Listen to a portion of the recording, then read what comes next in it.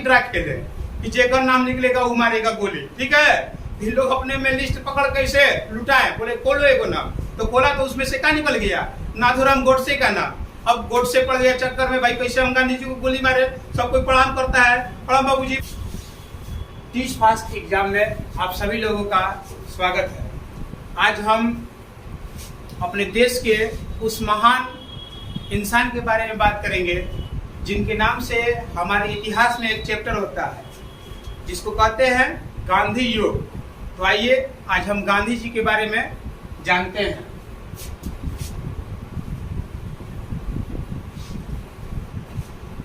गांधी युग। गांधी जी का जन्म 2 अक्टूबर, सबसे पहले जान लीजिए कि जो जन्म है 2 अक्टूबर 1869। इनका जन्म जो है गुजरात के पोरबंदर में हुआ था। ये सवाल बच्चा से लेकर एसएससी, एमटीएस वगैरह वगैरह हर चीज में पूछा गया है, तो हम 0 से ही स्टार्ट किए। अब आता है इनके पिता का क्या नाम था। तो गांधी जी के पिता का नाम था करमचंद गांधी। करमचंद गांधी। अब पिता के बाद माता का क्या नाम था, पुतलीबाई। ऐसे आप लोग ये जानते हैं, लेकिन फिर भी एक बार हम रिवाइज करवा दे रहे हैं ताकि आप भूले नहीं, क्योंकि कोई माता के नाम पे कस्तूरबा बाई भी बोल देता है। तो आपको मालूम होना चाहिए इनका वैवाहिक जीवन जो था, विवाह सबसे कम उम्र में हुआ था, 13 वर्ष के उम्र में। 13 वर्ष के जब गांधी जी थे, लगभग में कहेंगे क्योंकि हो सकता है 13 वर्ष 8 माह हो, 13 वर्ष 6 माह हो, तो 13 वर्ष के गांधी जी भी थे और 13 वर्ष के कस्तूरबा बाई थी। तो पत्नी का नाम हो गया कस्तूरबा गांधी।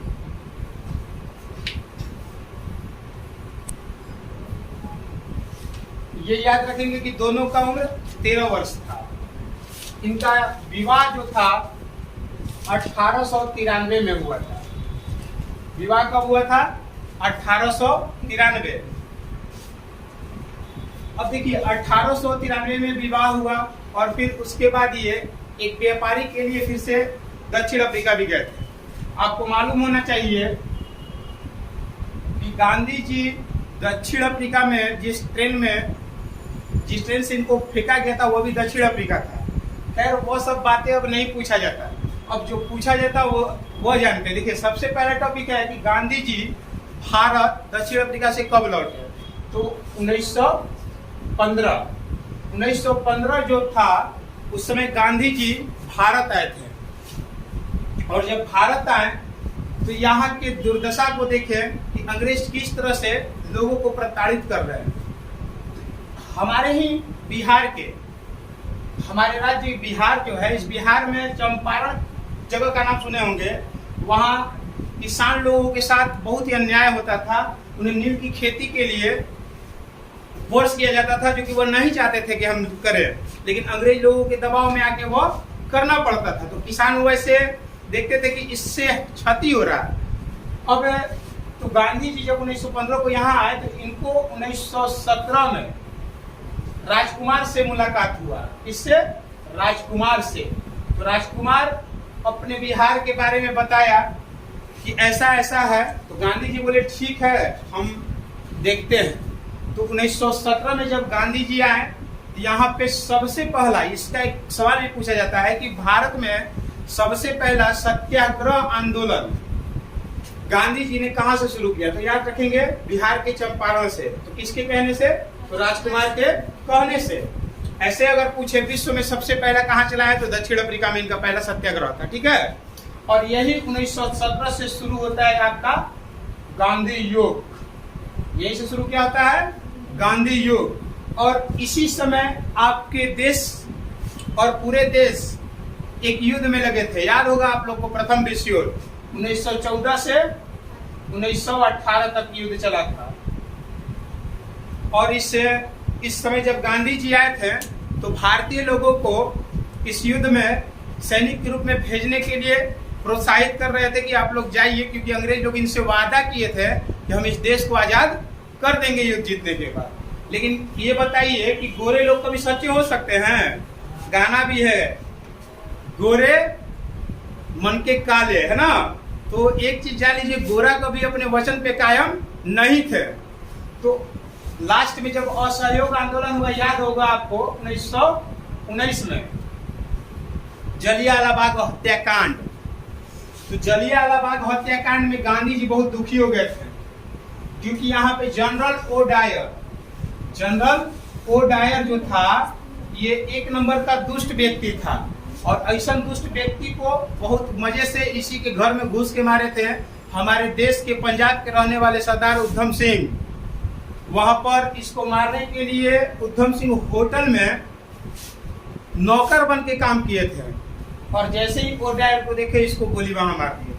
यही होना भी चाहिए, गलत के साथ गलत और सही के साथ सही जरूर करना चाहिए। तो जब 1919 में पूछता है कि जलियांवाला बाग कब हुआ था, तो 1919 याद रखेंगे। 1919 बहुत ही ज्यादा महत्वपूर्ण बन जाता है, क्योंकि इसमें बहुत सारा घटना हुआ था। तो इन सारे घटना को जैसे आप ध्यान में रखेंगे, एग्जाम में पूछता है जलियांवाला बाग है, असहयोग है, खिलाफत है, तो थोड़ा का डिफरेंट होता है। उसमें क्वेश्चन पूछने का भी जो होता है ना, थोड़ा कहानी अलग होता है। क्योंकि देखिए, बहुत सारा आंदोलन एक दिन में तो खत्म नहीं होता है। अगर आज शुरू होता है तो 2 साल 3 साल ऐसे खत्म होता है। तो मान के चलिए कि असहयोग आंदोलन का यदि हम बात करें तो 1922 तक चला था। जैसे 4 फरवरी 1922 को चौरा चोरी कांड हुआ था। तो आप देखेंगे गांधी जी के छोटे छोटे बात, आज भी लोग गांधी जी को पिता कहते हैं, राष्ट्रपिता का उपाधि दिया गया है इनको। और फिर सुनिएगा तो नाथूराम गोडसे इनको गोली मार दिया।